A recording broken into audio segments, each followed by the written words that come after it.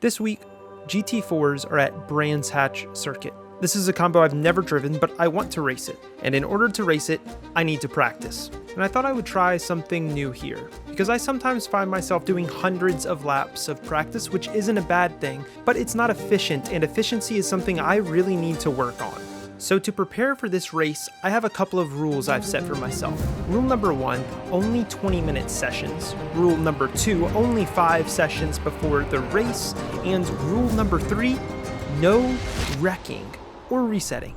To find out kind of what pace I would be aiming for, I looked at the results section of the race page and found that a lot of the winners of previous races were doing 29.8, 29.4, 29.6, just mid-29s is kind of what I ended up setting my goal as, and it was weird.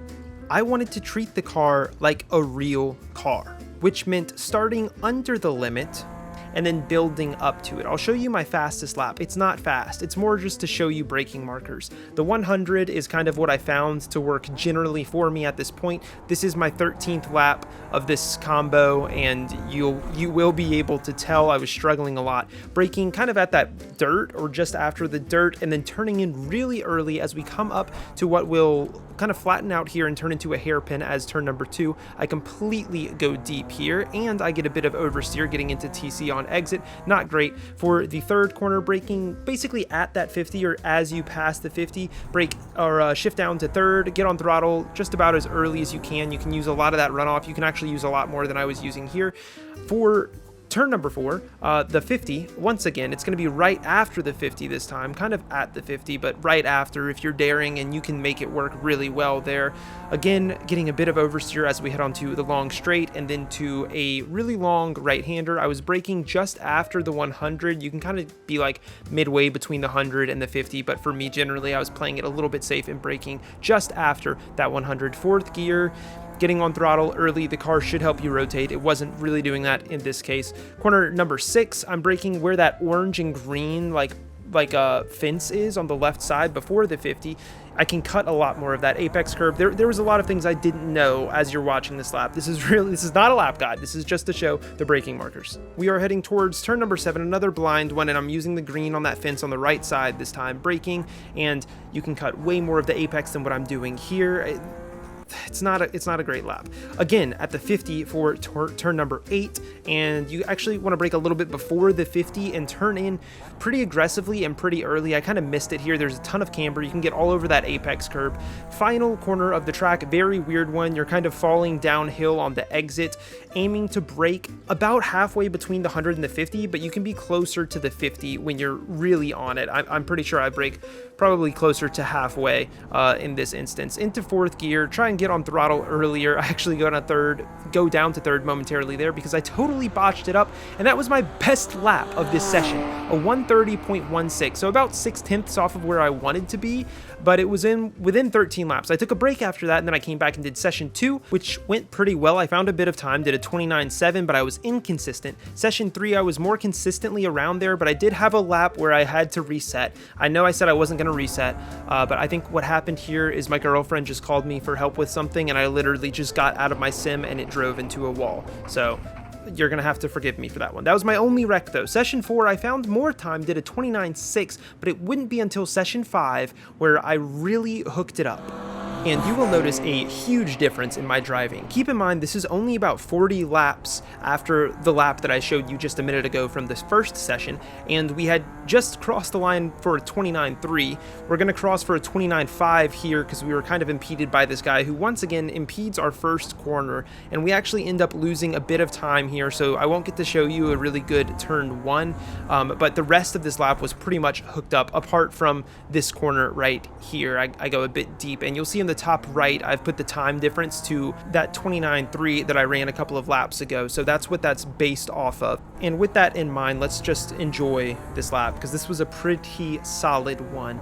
Into turn number 4, braking after the 50, I'm staying way wider initially than I was on that previous lap you saw, and turning in with purpose this time, not sliding. We actually gained time to our best lap and continuing to gain time, 7/100ths off of it as we head into turn number 5 here, braking in between the 100 and the 50, really trying to get the car on that apex just a little bit later and straight up to full throttle, braking as close to the 50 as I dare, cutting a lot more of the apex and using all of the runoff, coming back for the very, very strange blind uphill right-hander and using all of that apex curbing, hustling the car back to the right, braking honestly earlier than I was before so that I could kind of meet that apex a lot cleaner, and heading towards the final lap, trying to brake as close to the 50 as I dare and braking pretty hard, immediately trailing off, getting on throttle as early as I possibly can, also staying in 4th, which is a difference from that first lap, and we'll end up crossing the line here for a sensational 129.22, my best lap, and only about 40 laps in. It felt really efficient to treat it like a real car in practice, but in a race, does that work? Let's find out.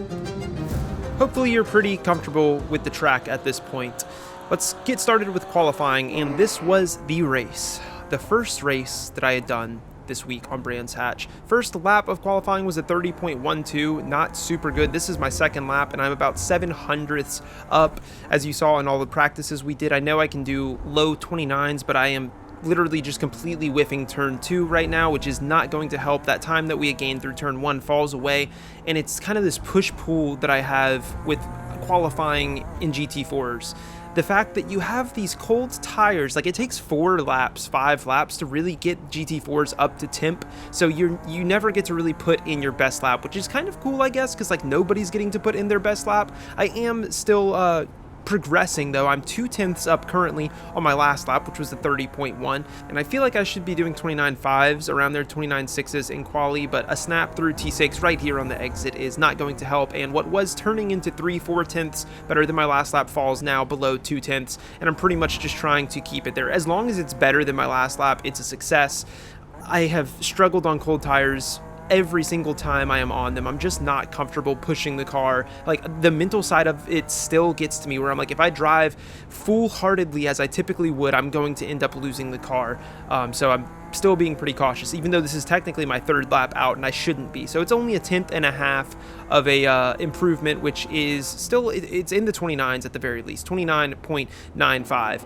And to be honest, I didn't know where that would put me on the grid. This was my first race. I mean, I saw that people were doing low 29s. In this lobby, we were on pole with that. It put us just barely on pole, not even, or just over a full 10th. And the car in P2 is in a Porsche, which is pretty cool that they're closer at least to being competitive than they have any other time I've driven the GT4s. Now, I am desperately swerving here to try and get tire temps because, I mean, you saw it. I talked about it in qualifying, and all throughout practice, I actually didn't pay attention to cold tires at all. I just kind of thought every practice, like, oh, I'll wait till I get my tires warm and then I'll push, which was still my mentality here. The pace car is going in, so I could basically go whenever I want, but I try to delay it as long as possible to get everybody kind of backed up, and I wait too long, actually. The green flag flies without me accelerating, so I kind of lose my advantage, but fortunately the car who was in P2 starts side by side with the car behind, so that gives me a lot of leeway as they are side by side through the first corner. However, another thing, I forgot to practice all that practice, and I forgot to practice turn 1, lap 1, so I just didn't quite have a braking marker there, and now I'm on the inside into turn 2 as the car that started in P3, this BMW, looking to take advantage, and my god, the cold tires bite me out of turn 2. It's just all bad from here, and now I'm on the outside heading into turn 3. I try and look for a switchback, but excellent defense by car number 1 there to stay on the inside, and I want to show that from the perspective of the Porsche behind. Absolutely fantastic stuff. He knew I was looking for the switchback, parked it there. I bounced off of his car. There was no real damage done to anybody. Beautiful defense. I lost another position to that white Porsche that followed him up the inside, and I'm just about to lose another one to the Porsche that started in P4, so I'm going to try and assert myself on the outside of P2, take up the whole track, and then hopefully be able to hold this position into the next corner, which isn't looking great. It's a better run for the blue and silver Porsche looking to steal that podium from me. I'm on the inside heading into this super fast right-hander, not where I want to be, and similar thing that car number 1 did to me there. I'm parking it on the inside, not letting the switchback happen, and it looks like that Porsche is actually going to end up getting caught up in a lot of trouble. Merc on the inside, BMW into his rear bumper, and it puts him sideways in the wall. And for me, this is pretty great because that little bit of fighting has just totally backed up everybody past P4. It's a pink Aston fighting with that BMW who just made contact with the Porsche, and they're not really fighting each other, but they're they're putting pressure on each other and falling back, which is all that's important. So my situation, I've got the 2 cars ahead. I have a Merc in P4 who seems to be keeping up with us thus far, but my whole game plan is really just waiting for my tires to get warm and trying to make a push and hopefully recover these positions, or as many of them as I can. There's only 2 to claim, so as long as I don't die, I almost did right there. Super easy to spin right there as you get into that compression. And to be honest, in a lot of places on this track, it is really easy to spin. This corner number 2 is one that gets me all of the time. You saw me almost die there. I mean, that is kind of where the downfall of losing P1 and down to P3 began for me.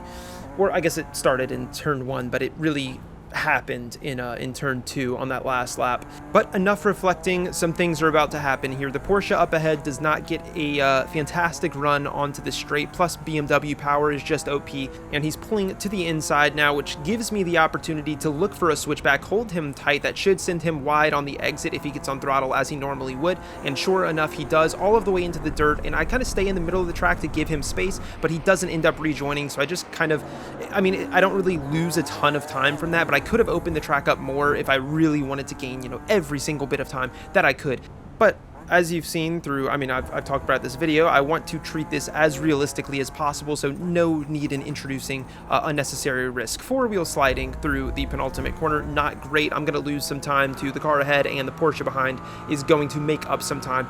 Put me a bit under pressure. I mean, the pressure really was just from myself. I did miss that last apex once again, but the speed felt good. It was a little bit of sliding, not great for the tires, but we're still ahead of the Porsche, and I think we're going to be safe into turn 1 of lap number 3. We did lose a bit of time to Romero ahead, who is now 1.1 seconds up the road. So we lost about 3 or 4 tenths from that 4-wheel slide on the last lap. Not a huge time loss, not a huge problem for me, but it is a bit annoying because that is the corner, that corner I have focused on so much not doing that. Like, I just need to slow down a bit more and turn in a bit earlier to catch the car in the camber, and I continue to try and push my braking point further and further back, and I did that in practices, and I probably 4-wheel slid exactly like I did on that last lap 3 or 4 times. So it's just a bit annoying to myself that I continue to make that same mistake. Like, I should consciously be able to avoid that, and I really did focus on that for the rest of this race. Through turn number 5, the Porsche had problems here last lap, and once again a bit of a snap oversteer or an overcorrection, and we end up pulling away from him. I noticed that the car ahead was turning in slightly late for that last corner, and then this corner right here, I think it's 6 and 7 are the names of them, which should give me better exit speed. But then into the same corner I slid through last lap, I'm gonna just not really, I just understeered, and I was just carrying too much speed in. But I believe that's the last time I make that mistake. I hope it's the last time that I made that mistake this race. As the laps chucked on, the Merc that we were on board with right there in P4 began to close up to that Porsche, and I think just the fact of that gap closing maybe put pressure on Andrew in P3 in that Porsche, and he started to, his lap times would slowly, they would kind of stagnate. They wouldn't continue to drop with Romero and myself, who were running a 29.9 on the last lap, but we would hopefully just get faster. 29.9 is pretty far off of what I was doing in practice, so I knew that there was a lot more in it, but it definitely, the fact that you're in a race and you cannot afford to lose the car or push it too hard does have me back off slightly in races, I think. And this was the first race that I had done. I think this is not typically, usually in the first race of the week for me, I just kind of underperform and I'm not quite up to pace. This time I was trying to change that. That was the point of all of that practice, was to change the way that I was preparing so that I could be more competitive right off the bat. And honestly, I think I did pretty well at preparing. Whether I would be able to execute it or not through the rest of this race remains to be seen, but I felt good about how I was doing so far. Closed up a lot of time to Romero on this lap, and from this point on, it would pretty much just be Romero and me trading lap times and battling in that sense.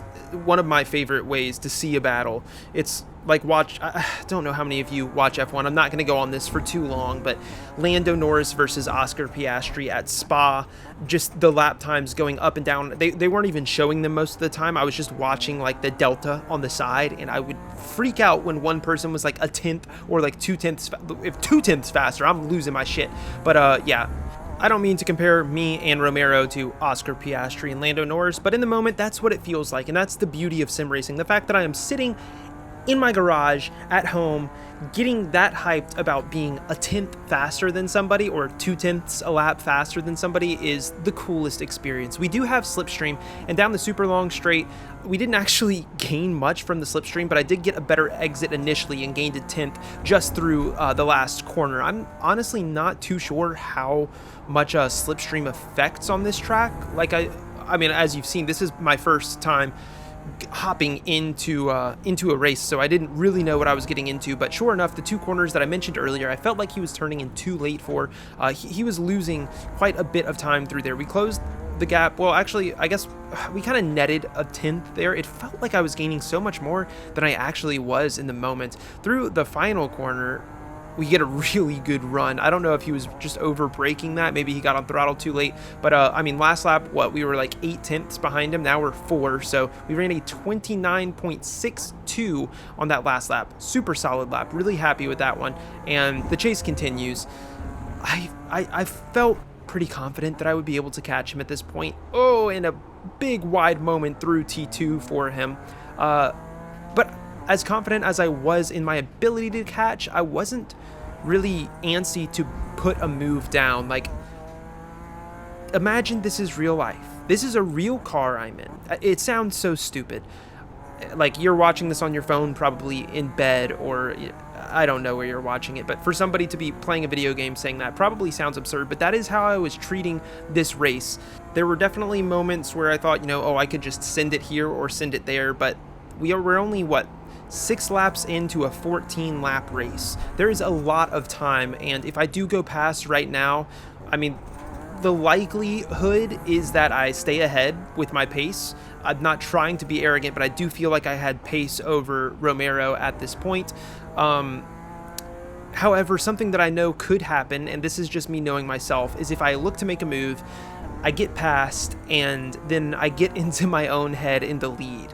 And then he ends up getting me back, because at that point, once you are in the lead, then you begin to feel the pressure more than the person chasing versus being chased.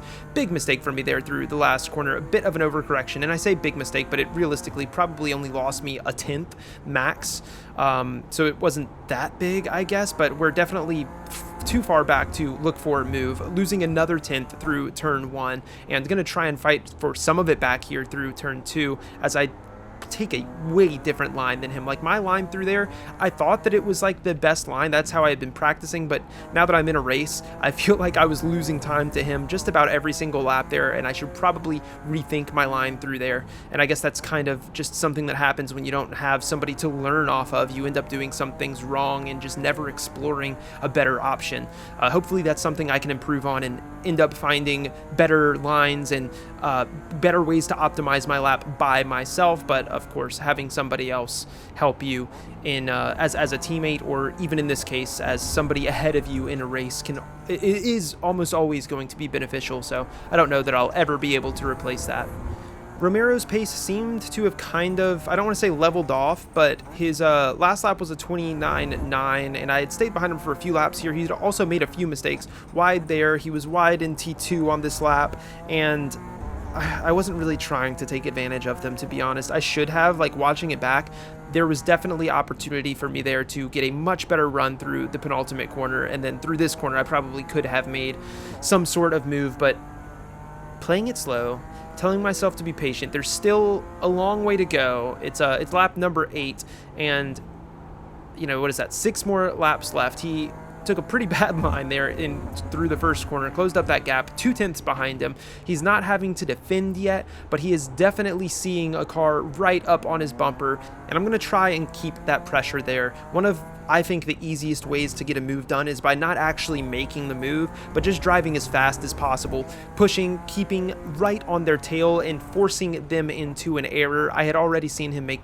2 mistakes on the last lap, so I felt like he was just about there, but I am also making mistakes. A bit of a correction there as we go onto the straight, and I think that comes from me saying to myself in my head, I'm like, okay, let's push harder and try and stay on him, and that's when you start, or at least when I start, making a bit of mistakes. I think it comes down for me to target fixation. I hadn't run laps this close to somebody at all this week, and in this corner, for example, I just totally whiffed that apex. I could be way more to the right there, and then in the next corner, pretty much the exact same thing. I'm going to break it the same point, but just not turn the car and follow his line, completely whiffing that apex as well. And it sucks in the moment. It wouldn't have changed much, like what I would be a 10th closer to him, but I think what's important for me is that when I recognize myself doing that, like I know now that if I am right behind him, I might miss those apexes. I need to make a conscious I need to focus consciously on this next lap to not miss those apexes. And to learn anything, I think you have to really force yourself to do it. Like the voice in your head, when you're trying to make yourself do something, let it say to you and then listen to it, at least until it becomes muscle memory. In this situation, I mean, we have 14 laps and I don't have the time to make anything muscle memory, but I can, every single time I approach those corners, remind myself in my head, which is what I plan on doing. And we're right on his tail. Like we could honestly look for a dive here, and I have been super passive. I'm actually going to peep to the inside, not actually make the dive, and I fuck myself more than anyone else. I think he does turn in a little bit early, but I try to open up the corner for myself, and then I just open it up way too much and completely miss the apex. In the long run, it doesn't affect me too much, and I'm going to throw the telemetry on right here just because, I mean, from this point on, the battle is going to heat up quite a bit, and I know that you guys are always asking for telemetry, so I'm going to put it up through T5, and yeah, that's not really an overtaking opportunity unless somebody makes a mistake like that Porsche did earlier. Just trying to stay on him and hit these apexes. That last one was better than the last lap. Right here, really focusing on it, turn in earlier, use as much of that curbing as possible, and ba-bam, we did it. We might have sacrificed a little bit of time for the line. Sometimes I overslow trying to hit a certain line, and honestly, I think that's how you can tell that I'm focusing on the line, not my speed. Through the final corner, really good run. I think that has consistently been somewhere I was faster than him, which is fantastic. Typically, I'm slower on the final corner of a track that leads onto a straight. I just don't focus on them enough, and it's unfortunate because that's usually what leads into an overtaking opportunity, and it might be in this instance. I'm right on his tail, closest I've ever been, and he's going to defend. Great defense by him. I was telling myself if I were in his shoes, I would defend here. I go super deep around turn 2, looking for some sort of decent exit or better exit than him out of turn 2, but doesn't really happen for me. I think I actually netted negative, like I lost a 10th there. A bit of a slide through T3, nothing huge, but a bit annoying, at least for myself, because that was a huge opportunity for me. He went to a total defensive line, and I did nothing to try and take advantage of it, which is not a habit that I want to instill in myself. Like, even in a real car, yes, you have to be careful, but I don't want to be so passive that I'm never looking for a move. So I put that back into my head right now. I want to be slightly more aggressive, make something happen, but I don't even have to. He's deep through T5. He gets on the gas early. He's semi-defensive. I hold him to the inside, move to the outside, open up a better exit for myself. There is space there on the inside. It's not much, but I have a nose, just barely a nose alongside, and I'm gonna fucking send it. I want to back it up real quick, just to watch this one more time, how this ended up being set up. So he's deep through T5. He goes to the middle of the road. I could have looked to the inside, but instead, I mean, it's a super fast corner. He's also not great at that corner anyway, from what I've noticed, and that allowed for just enough space up the inside. Another super fast right-hander here, and bam, baby. I mean, I think that's pretty... Some people would say that I drove him off the track, and yes, I basically did, but I mean, I think that's as real of an overtake as you'll see in iRacing. In real life, you do have to get a little bit elbows out, and as far as being like aggressive on an overtake, I don't think that was really anywhere close to being too aggressive, but we did take the lead of the race in a absolutely stylish manner, might I say, and now he is a half a second behind us, because us kind of nudging him off the road did end up kind of forcing him to lose a bit of speed, and in that sense a bit of time. We then run into the grass through the final corner, but it's nothing major, and we have a few laps to try and put some space between us. Skipping ahead to lap number 13, which is the penultimate lap of this race. So we have one lap after this, and he's stuck with us, albeit lost a few tenths. He's running, or he's about 7 tenths behind us, so it's not out of the question. We only have this lap and one more. And it was about this time that I said, oh, as long as I don't make any mistakes, we should have this one in the bag. And as I say that, I am going to completely whiff the apex of the fast right-hander, same place where I passed the Porsche, where he made the mistake, and I am almost, well, I just about do go into the dirt, and he closes that 1/8 gap down to under half of a second. He is pretty much right on my tail. He is honestly within range, just about to kind of force something to happen. Like, he could start faking.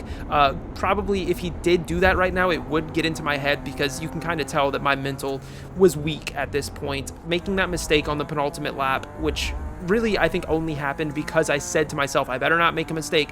And now he's 3/10 behind us, so he's closed it up a ton. He is just about in dive range. Thankfully, I was continued to be pretty solid through that final corner and didn't really gain time on him, but did enough to not lose it as we head on to the final lap. Just have to hold it, really not trying to not let my brain say, let's not make a mistake or something silly like that again. And into turn 2, where I made the mistake on lap 2 or lap 1 early on in the race. I'm gonna go deep again. It's not a huge mistake, but it just even further exemplifies that I was feeling some pressure here. 4/10 the gap as we head towards turn number 4, leading onto the very long straight. Really easy to slide here. Get those outside tires out of ABS on turn in, get the power down, a little bit of counter steer, totally normal. We're chilling. The lap times are not great at this point. They're falling further and further away from what I believed my pace would be. I thought I was going to be running consistent 29, like mid 29s, low 29s. It ends up being a couple of 29s and then falling down into the 30s as I overheat my tires, which I definitely did. I was scrubbing quite a bit here, and he was sticking with me. We just about to the end of the race. Just don't make a mistake is what I was not saying to myself, because if I say that to myself, I'm gonna make a mistake. So not saying that to myself, easy solution. And I do think that that's something that I've gotten a lot better at. Like a year ago, I would have been forcing myself into errors all the time in this situation, but I think I've definitely gotten a lot more comfortable being at the front and leading a race, and there's not going to be another opportunity for him. We are heading towards the line and crossing it in P1, baby.